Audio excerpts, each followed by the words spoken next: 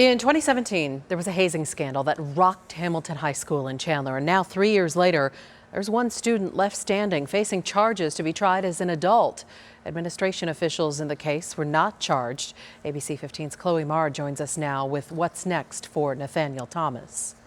Nathaniel Thomas's lawyer describes the then 17-year-old as an outsider and a scapegoat. Now he says the county needs to do what's just and drop the case against Thomas entirely. When they took that boy and they charged him in adult court and stuck him in an adult jail, it was like a doe in the headlights. Robert McWhorter represents Nathaniel Thomas, who's facing 9 counts, including sexual assault, kidnapping, child molestation, and more, in connection with alleged hazing that took place at Hamilton High School. Thomas was 17 at the time, but charged as an adult. Administration wasn't prosecuted, and 2 other students were tried in juvenile court. They had a big high publicity situation, and they're following the politics rather than justice, taking the one outsider kid who was the lowest status kid in the locker room, making him go to adult court. Meanwhile, the other kids with some athletic talent end up going on with their lives with juvenile resolutions. McWhorter says Nathan's life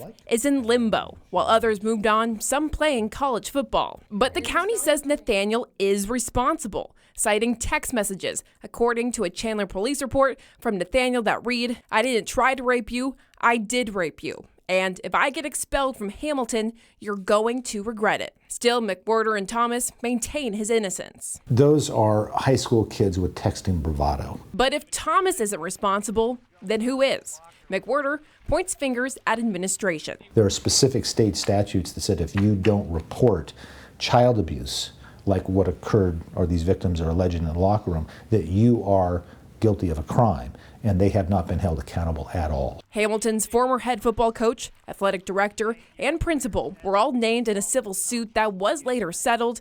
The exhaustive investigation will come to a head at Thomas's trial on the 28th. I think they just don't want to admit that this thing was an utter failure for them, and so they've scapegoated one final kid. McWhorter says if found guilty, Thomas will face years in prison, and if not, he'll have to try to pick up and put his life back together. But even then, he says he will also face a civil lawsuit. Reporting for ABC 15, I'm Chloe Marr.